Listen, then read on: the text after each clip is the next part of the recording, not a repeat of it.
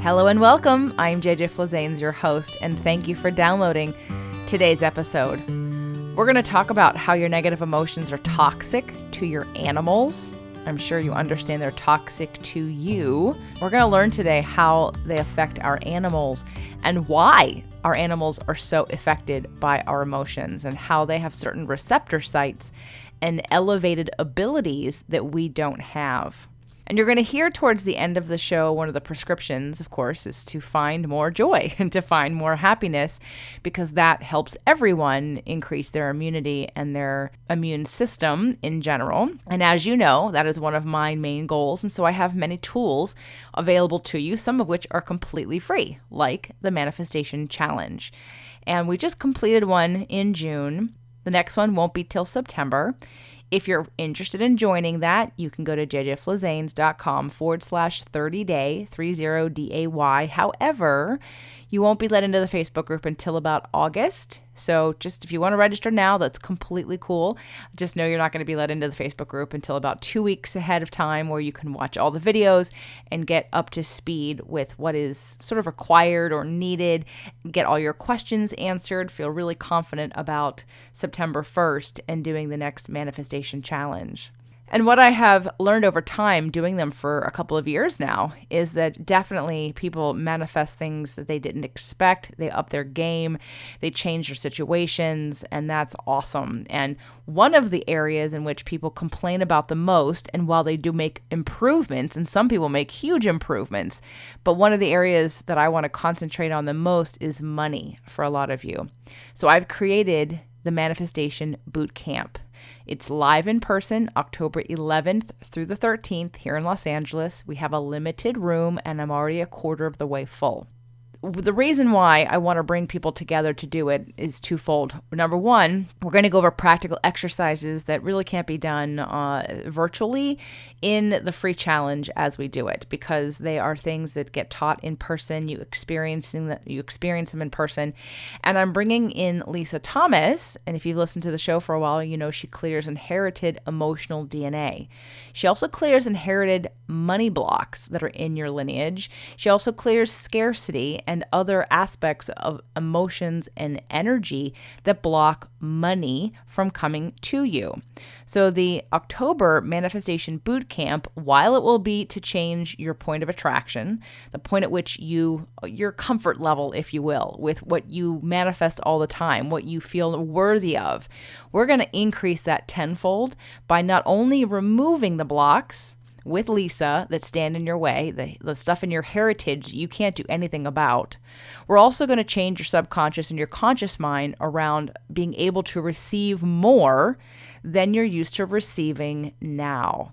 And this is all going to be done in person, and there is a limit to the room. So I encourage you to get your ticket. As you've heard in the past, I'm working with a new company who is going to be doing a lot of promotion for me. And because of that, I'm going to be increasing prices because they are taking a percentage. So with that said, you as a listener who are not affected by that yet, get the original price, which is going to be $200 off where it's going.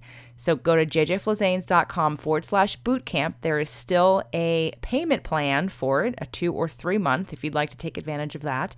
But I would recommend getting it now, jjflazanes.com/bootcamp. Now, today's show, I am talking with Rachel Augusta. Rachel works with animals all over the world who are sick, injured, have a terminal illness, or suffer from trauma due to previous abuse. Rachel's business was featured in a best-selling Hay House published book, Women Rocking Business. She has been interviewed by the International Animal Protection Organization in Defense of Animals, has been interviewed on numerous podcasts and radio shows, was a keynote speaker at the WomanSpeak International Festival, and because of her activism, Rachel was interviewed by the New York Times, CNN, BBC, and was on the cover of People magazine. Rachel is the modern Dr. Dolittle, and she is committed to helping us keep our fur babies healthy. Welcome to the show, Rachel. Hello, thank you. So I know you've been titled, quote unquote, the modern Dr. Dolittle because of your work. I know you're a health practitioner, and you work with animals, and you link animals' disease with human conditions and human stress.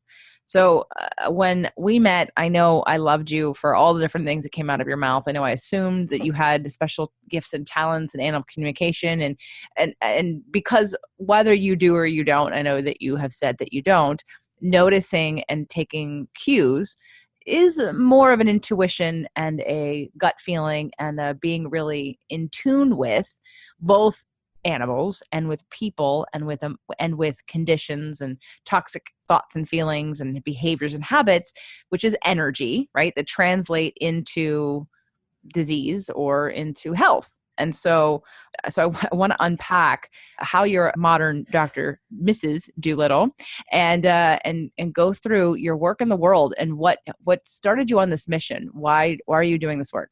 Yeah, thank you. And the thing is, I don't tote myself as an animal communicator, but truthfully, like all of us have the ability to tap into our intuition and have conversations with, others and other beings on this planet. But really, I focus on the health. And what got me into that was my own fur baby, my own soul companion, my cat, who was diagnosed with, in quotations, an incurable disease. And the vet was like, she's old, she's had a good life, she'll die soon. And, while those things were true, I wasn't actually okay with that answer. I felt like it was sort of a lazy answer, to be honest. And I knew that if anyone was going to help my cat in that moment, Holly, it was going to be me. It had to be me. And so what's interesting is that without knowing what I was going through and that my cat had just been diagnosed with terminal illness, a friend of mine had asked me in an email the next day, have you heard of the school? It teaches you how to work with animals, and they're going to be teaching classes at the U of M next month. And which was, a coincidence and not a coincidence. And so I enrolled in this school, Healing Touch for Animals. Healing Touch for Humans is actually used in hospitals, and Healing Touch for Animals is used in veterinary clinics across the world, actually. And I started learning how to build up her immune system pretty quickly through the techniques that they taught. She was given a couple of weeks to live, and my cat ended up living an additional 3 years based on some of these techniques. And because of the success I had with her, of course, then all of my friends were like, here's my cat, here's my dog, here's my horse, here's my bunny, here's my sugar glider, here's my, and they all started, basically everybody started giving me their animals to help. And at a certain point, I realized, I think this might be my job. And so I switched directions and started doing this for other people. And I haven't looked back since. Were you in the health field before this diagnosis of your cat? No, not even close. I was actually in the process of becoming a clothing manufacturer for women. And what's funny is that was not really working out for me at all. I was hitting a ton of roadblocks and pulling my hair out trying to get this business off the ground. And then when my cat got sick, that really became my main focus. And without any effort at all, I became a health practitioner working with animals. And that was really my signal that I was doing the right thing and trusting my intuition, going back to that. Let's talk about what you've learned, not just in the training that you did, but in the observation of like where the training comes from and how people can help or hurt their animals knowingly in their own behaviors. Because I know there's a lot of linking between the stress of a human and an animal, and most people who have, I think that's one of the things that you might have said when we met and when I heard your pitch. And I was like right there with you, because so many people who have anxiety have animals who also have anxiety, and or are sick, and they wonder why, and like, because they live in an environment, but not even animals, just kids.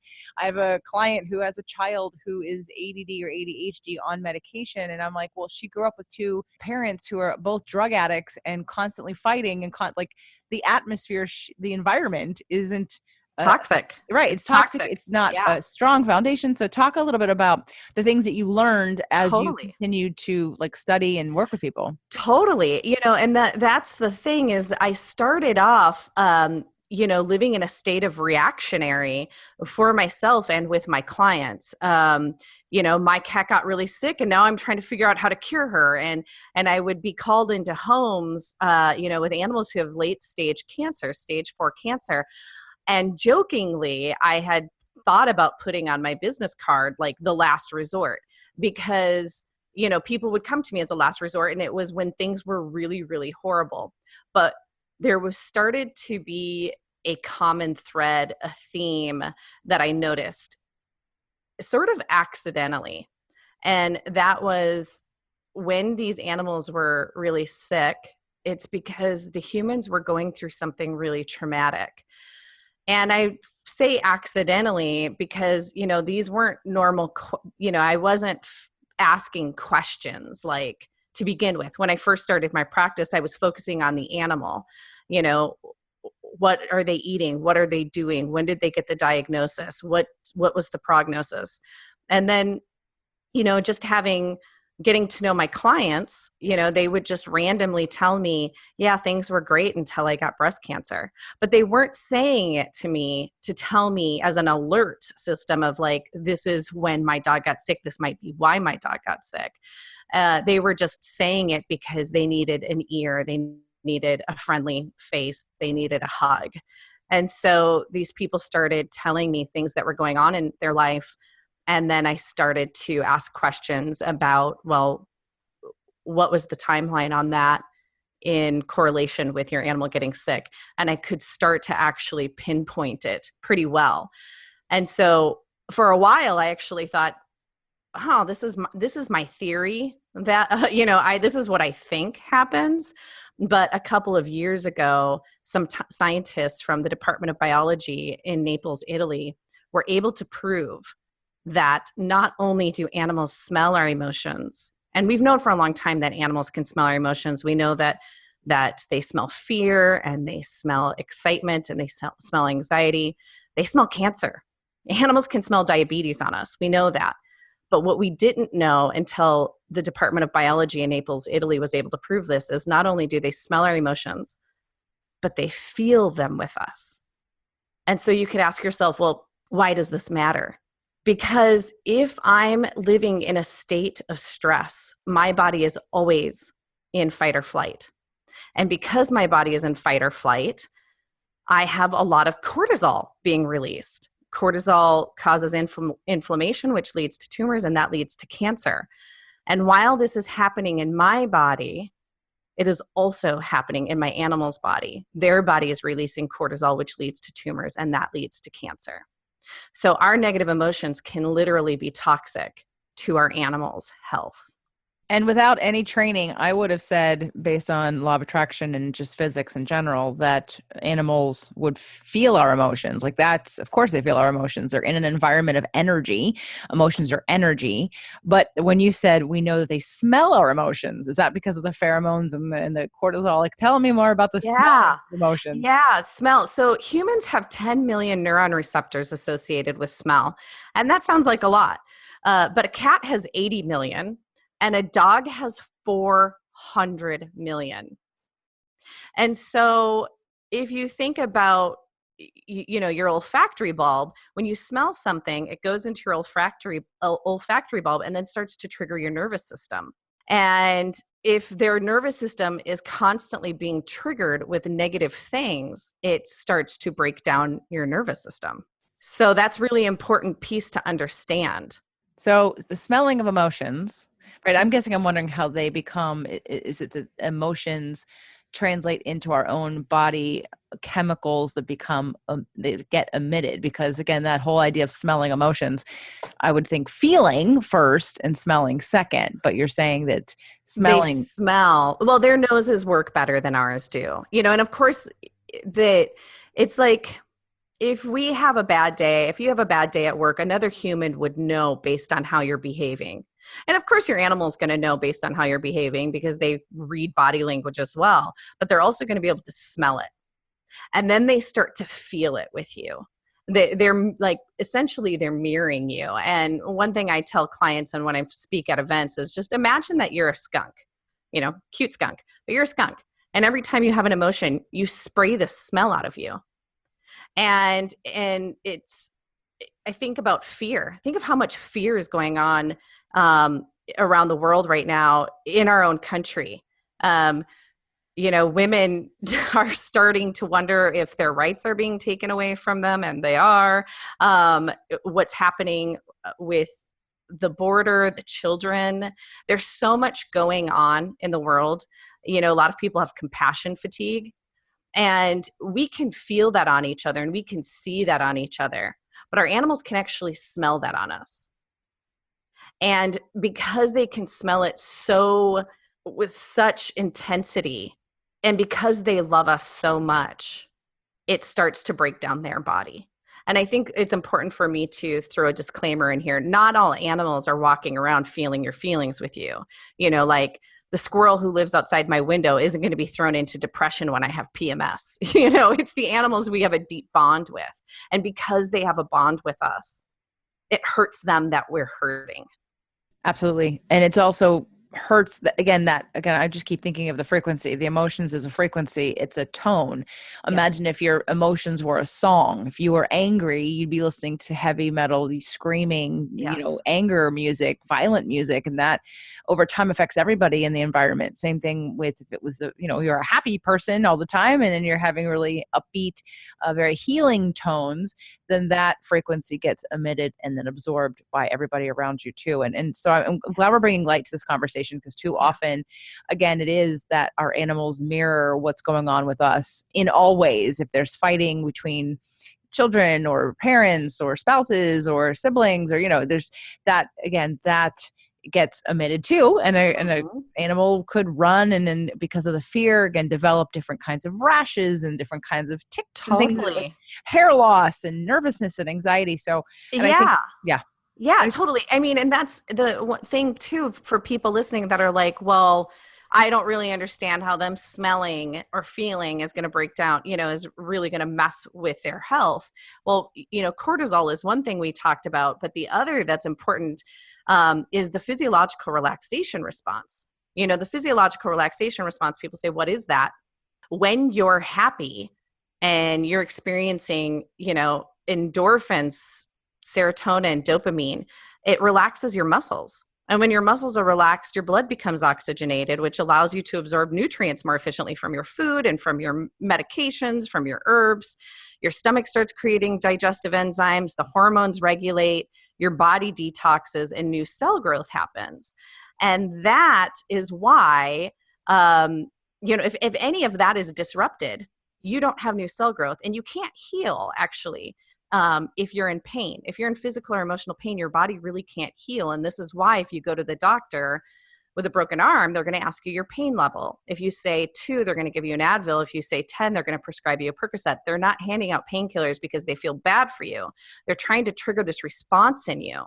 And so if you're constantly living in a state of stress or depression or anxiety or nervousness, you get the tics, you get the rashes, you get all these things because you're disrupting this really crucial response in the body that allows the body to heal, that allows the body to absorb things, that allows your hormones to regulate. And so while you're doing that in you, you're also disrupting it in your animals. So when you're looking at an animal of someone who has called you in as a last resource to see if you can heal them, are you giving both the guardian or human the same kind of attention as the animal? Or are you making suggestions on that in terms of how they can help assist their animal in healing? Or is it just directed at the animal? Totally. Yeah, both. The thing too is this study is they said, okay, so if you are living in a state of depression or stress or, one of those negative emotions, it's going to make your body sick and your animal's body sick. But then in addition to that, the more you worry about the animal having a tumor, the more the tumor will grow. And so that is definitely a crucial part of my practice is when we have a scary diagnosis, yes, feel your feelings. You can't ignore your feelings. I know you know that. I've listened to a lot of your shows. You have to feel things, but you can't stay there. You can't live there. And what I've noticed and what I've witnessed is that when a human gets a really scary diagnosis with their animal, the humans that think, oh no, they're going to die, they're going to die, they're going to die, my animal's going to die, the animal does usually die pretty quickly. When the human thinks, you know what, I'm in it to win it, we're going to be on the Oprah show, the animal lives a lot longer than the vet's prognosis. Well, that's basic law of attraction right there. It is. I've been interviewing lots of people. In fact, we've had on the show Dr. Roy Von Tama. He's a cancer doctor, and his book is called Healing Before You're Cured. And it's all about how emotions basically can create cancer. And he's a cancer doctor. Okay, so Mm-hmm. so we're Yeah. talking about physicians finally, talking about the link of emotions and our health and our autoimmune diseases and our ability to create an environment where we do have this. So it is an important conversation that when we're looking at our animals, that we can't just say, well, it's about the animals' environment, their food, how they're feeling. It's that we have a direct influence over that. So how often do you come into a place, walk us through your diagnosis or the way that you bridge that gap for the person who is so unaware that it's their emotions and their traumas that are really causing the animal to go Yeah. into this breakdown. Yeah, God, it's hard. It's hard because because we want to blame ourselves already. We will blame ourselves. Oh no, it was the food, it was this, it was that. Like, humans already are geared up and ready to blame themselves for their animal's illness. And so then to say, but it's also you. You smell bad. You smell toxic. It's very, very difficult. And so what I say to people is, like, I explain this, I explain the research behind it. People always break down and start crying. Like, I've never not had somebody just lose it and start crying. And my next thing is to say, you can't actually blame yourself. Like, we don't know what we don't know, and we're learning. And, my hand's raised as well. Like, if I go back and look at when my beloved soul companion got sick, there was a lot of really horrible things going on in my life. And I was an emotional roller coaster. And I would be completely lying if I didn't think that I didn't contribute to her illness. I think of animals as we're in a symbiotic relationship with them. And I think that we have them in our lives because they help heal us. We help keep each other alive.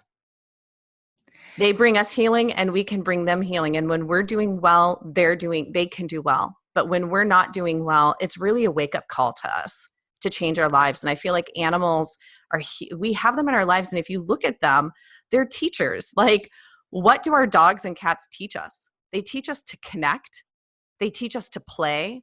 I think the reason why we love our animals so much is because when we're cuddling with them, they're not on their phone scrolling Facebook. They're not uploading Instagram. They're with us.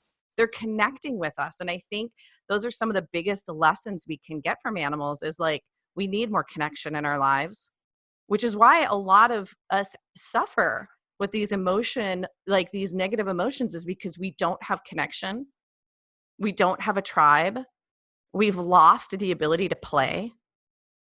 We haven't tapped into our joy in a really long time. And I think they're here to help us do that. No doubt they are here to help us heal in many ways. And sometimes they're here to take some of those burdens off of us. And some of them Mm-hmm. actually help us more on the other side than they do while they're here. And so I would want to piggyback on what you said in terms of the people who start to cry, Yeah. that to while you can change your behavior and have a wake up call, I would definitely recommend people not necessarily hold on to guilt or Yeah. shame of thinking that it's your fault that the animal is no longer here because your life was too stressful. Just take it as the animal's job was to come down and be the mirror for you so that you could change. And that was their Completely. whole reason of connecting with you in this lifetime, and that they're probably still watching over you and with you on the other side. Yeah. And and a lot of times so many animals go into remission. Animals aren't invested in being sick.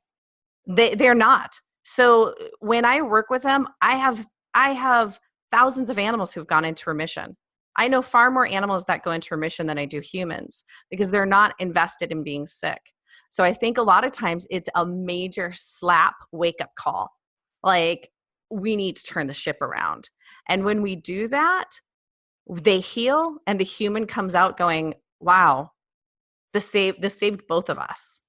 Okay, so let's talk about that. If someone has an animal who's been diagnosed with something awful like cancer or another disease, what can they do in the home to help? Yeah. So I say get rid of the stinky stuff. And I mean stinky stuff in two different ways. Get rid of your stinky stuff, your personal, emotional smells that are going to be toxic to them. They actually asked the scientist in Italy, what can you, they asked him the same question, what can you do? And he said, take a shower, like literally wash the smell off of yourself. But to me, that's just the first step, wash the smell off, but actually tap into your joy, find a tribe, connect with humans, get a life mentor, like do what you need to do, go work out at the gym, whatever it is, change your diet, like be able to tap into your joy and happiness. So that's the stinky stuff. And then the other stinky stuff is the man-made stinky stuff. The hormone disruptors, the Glade plugins, the super toxic cleaners, candles, fragranced candles. Candles are really toxic. People don't realize that. Fragrance is extremely toxic. And if we go back to animals' noses and the neuron receptors in their nose, that's really important to remember. So we've all walked through a Macy's or a Nordstrom's or some big, huge mall where we've like walked into a perfume department and it's like overtaken us, right? You can feel it on your face. It's like, oh my God, I'm in the perfume department. Imagine it being 40 times stronger. That's what it's like for your animals, living in a house where people are burning like the Yankee candles or have the Glade plugins in. And what it does is it disrupts their hormones. And so, going back to that physiological relaxation response I had mentioned, if their hormones are disrupted, new cell growth can't happen. So if an animal has cancer, we want to build up their immune system, or if they're sick, if they have kidney disease, whatever it is, we want to build up their immune system. We can't do that if their hormones are being disrupted through hormone disruptors. And actually, there's a great documentary out there called Stink. And he talks about this for humans, and just imagine it's much, much worse for animals when you watch it. But a lot of times when I go into houses where animals are really, really, really sick and the vet can't diagnose them, it's usually there's something very smelly in the house. It's incense, it's candles, it's Glade plugins, potpourri, things like that. Or when someone has an animal where they do have a diagnosis, but it doesn't make sense, like a 4-year-old Chihuahua that has heart failure. A 4-year-old Chihuahua shouldn't be in heart failure. And then I go into the house and they're burning, pumpkin scented Yankee candles in every single room. Okay, get rid of the stink. So I would say though, for most people, they're going to think, but those things smell good. So it's Yeah. really anything artificial. Would that Yeah. be it? Anything artificial? What Yeah. about Artificial man-made smells. what Yeah. about essential oils? I'm all for essential oils as long as they are okay to use with animals. So if they're therapeutic grade, the best way to know is if you go to the website and search the website and just see if it's pet friendly. I use Young Living. I was trained to use Young Living with animals. So I actually do use essential oils in my practice when animals have cancer, if I'm building up their immune systems, or if I'm helping them through trauma. You just want to make sure the essential oil is safe. And I would recommend not using anything from like Target, Walmart, Amazon, any of the horror stories that you read about online where somebody was diffusing an essential oil and it killed the animals. Those are the places where they were purchased. So, Yikes. Okay, good yeah. to know. Yeah. Yeah. So, but it's really the man-made fragrance. And the reason why, some of those oils from Walmart or Target or Amazon are not safe and others are is because they have fillers in them. They're man-made fragrance. It's not actually a real essential oil. They'll sell maybe jasmine for $3. Well, you can't possibly buy jasmine for $3. It's just a man-made fragrance to smell like jasmine, if that makes sense. Totally. Yeah. Got it. Okay, so we get out the stink, take a shower, tap into your joy, get rid of anything that smells. It's a man-made artificial smell or that isn't therapeutic grade essential oil. Anything else humans can do in the home to help heal their animals? Those are really the main things. I mean, going back to, at the beginning when we talked about being intuitive and animal communication, just think about if you were maybe sick with something and your mom or somebody, a friend or your lover, your husband, your wife, whoever, your partner was standing over you saying, you're sick, you're sick, you're dying, you're dying, you're dying, you're dying. I don't want you to die. I don't want you to die. That would be horrible. That would be scary. And our animals can hear us say that. They can feel it. They can smell it. And so the best thing we can do for them is acknowledge that it scares us, move through it, and then be supportive to them in the way that we would want somebody to be supportive to us. Talk to them in the same way we would want somebody to talk to us while we are sick. And yeah, get rid of all the smelly stuff in the house that's going to really disrupt their hormones. And if people want to know more about that, I really do recommend that documentary Stink, because he goes into really, really deep detail about it in a way that we can't here right now. Okay, I know I'm going to be watching it. I mean, I don't burn. I do sometimes burn some of those candles, but not Yankee, um, and very rarely. But I do have essential oils that are going on all the time, and most of them are DoTerra, but not all of them. So doTERRA's fine. Yeah. I'm gonna have to look it up. Yeah, yeah, I would look it up. And and the thing too about candles is that the wick as well is something you want to think about. Most wicks are made out of lead. So you're actually burning lead in your house. And I used to burn candles in my bath. Like, what do women do when we're stressed out? We take baths, we burn candles. And I'm like, I'm burning lead right next to my head while I'm in the bathtub. And so I got rid of them. And I've since have seen candles that say that the wick is lead free. And so, but very rarely do I actually see that. So I have one candle that somebody gave me that actually says lead free, fragrance free on it. And that's really important. Their noses are so much greater than ours that it's going to, they have more neuron receptors in their brain associated with smell. So it's going to be much more toxic to them than it is to us. So how do you think in your practice and the work that you've done that we can heal the body or put cancer into remission without using Western drugs like chemo after? I mean, is there anything else we can do after this, the shower and the emotions and the stink? Yeah. I believe that joy is the antidote to disease, not just in ourselves, but in our animals. I believe in joy and relaxation. I think those are two of the best preventative medicines out there. And the thing is, what I know about women is that if we say to them, if you say to a woman, you need more joy in your life, she's going to be like, oh yeah, I know. But first I have to do the dishes, and then I have to go do laundry, and then I got to do this thing. But when you know that someone else's life actually depends upon it, that's what drives us to change. Because whether you are a mother to a human child or not, women, or fur baby or plant, women, we're just made with that motherly instinct to want to take care of other people. And so I would say tapping into joy, tapping into relaxation, going back to that physiological relaxation response. People say all the time, oh my God, it's a miracle. You were able to put my cat or my dog into remission, or that's a miracle. I'm like, while it looks like a miracle, it's amazing what the body does when you bring joy and relaxation into your life and into your brain. You can build up your immune system with those two things. You can create new cell growth with those two things. And so and that's really what I do in my practice is I'm all about endorphins. Let's create endorphins. For some people, that's meditation. For some people, that's dancing to the Ramones, like whatever it is. What can you do to bring some happiness into your life and to relax? Because that's preventative medicine. Yep, it's also law of attraction.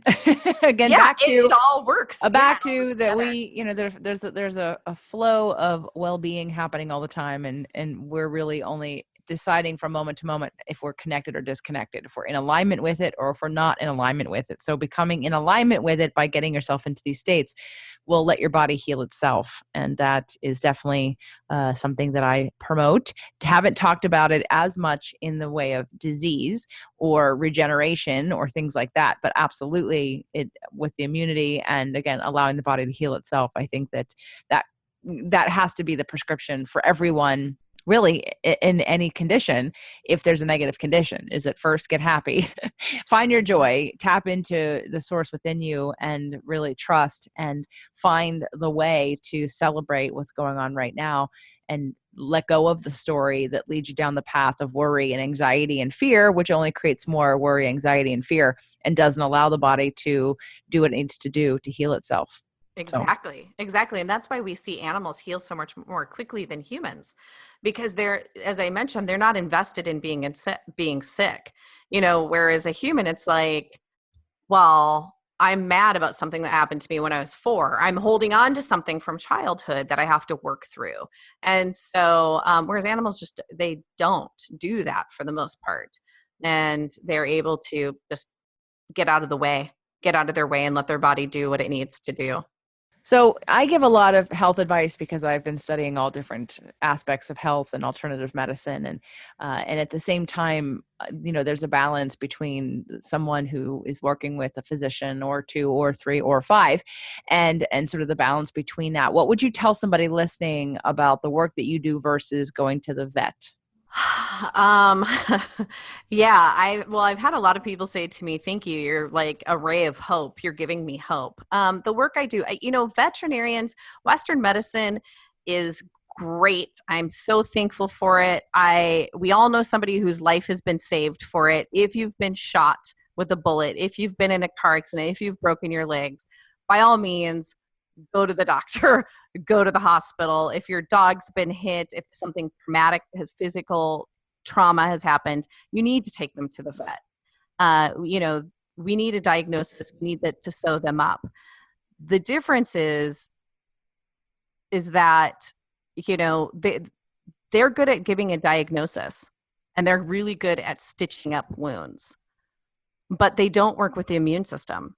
And really they don't work with the brain and the body, and that's the main difference. And so a lot of times when a vet gives a diagnosis and then a prognosis, it's totally wrong.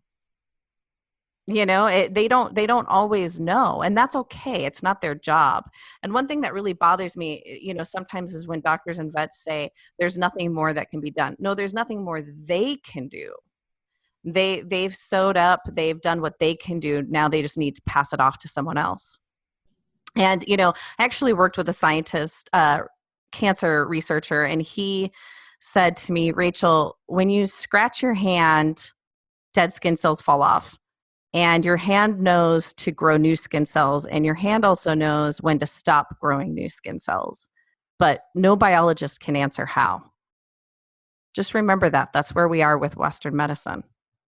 I've had 2 doctors tell me there's nothing else I can do about different situations. And of course, I looked at them and said, yes, there is. And then I went on to do what they said I couldn't do, because I'm of the belief, if I didn't have it before, now I have it, something's changed, something can be fixed. I can revert back to the state of homeostasis that I was in before. I just need to figure out what has either been added or what's Right. irritating my system. Right. And it's a great point to mention. I didn't really think about it before, because also Western medicine is very much the same. Healthcare is not healthcare; it's sick care. You only Mhm. go to the doctor most of the time when you're already feeling something negative. So we're Correct. already in crisis, and now we're Mhm. trying to just eliminate symptoms and possibly get rid of the situation. But what you're doing, I mean, in a way, I mean, you're coming in at the crisis too, because the people don't know to call you otherwise. Right. And a lot of what I'm doing is trying to do prevention of how do we Yeah, not get there? totally. We work on strengthening the body, keeping it healthy, keeping it happy, so that we're never there. We never need to go Totally. into that situation where I'm needing all this emergency care because I have diabetes, or because I had a heart attack because I didn't notice the signs, because I wasn't paying attention, or because my diet and my emotions create an environment where my body rejected it.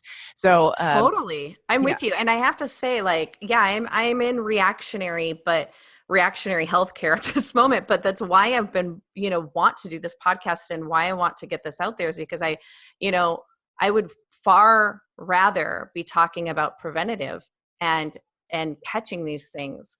That's why this message is so important to me, because it's like, if we can prevent a lot of this disease in ourselves and our animal companions, that's far more interesting to me. So let's talk about how people work with you, how they find you, how you deliver your services, where they can learn more. Yeah, thank you.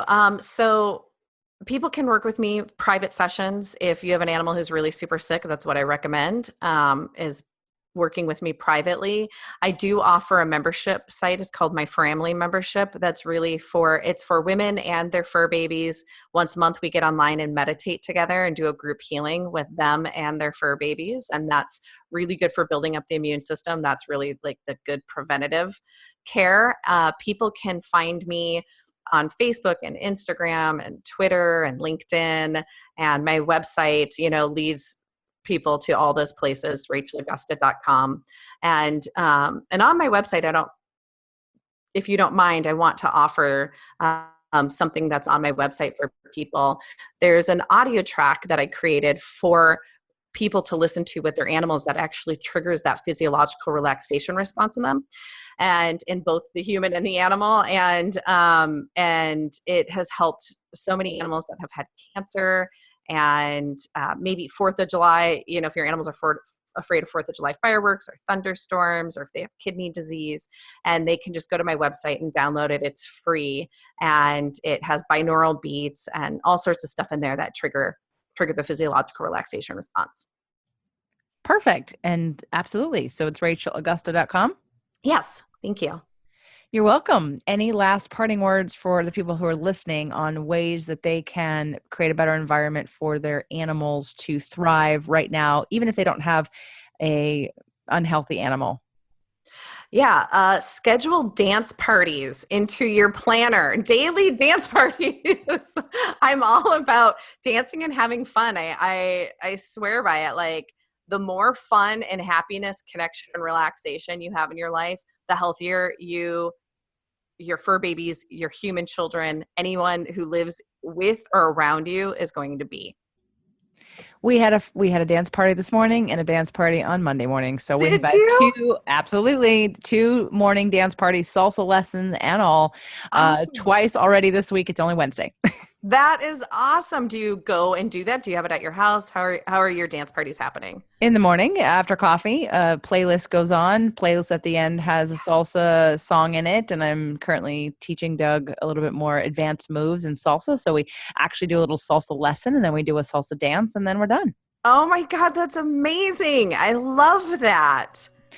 Yeah, we want to keep all of us healthy and happy, and we love it. So I agree with you 100%. So have morning Yeah. dance parties or anytime dance parties. Yeah, anytime dance parties. I've been thinking about doing a live dance party on Facebook, just a Facebook live dance party, and whoever wants to join in can, because it's the power of dance. It's amazing. So, And bring your fur baby. totally, they'll get the zoomies with us. All right, everyone, go download that audio from Rachel, rachelaugusta.com. Check her out. And if you know anyone who has a pet that's suffering, please also recommend this show so they can hear both what they can do about it and also reach out for some help if they are ready to make some changes. So, Rachel, thank you for being on the show today. Thank you for having me. This was a lot of fun.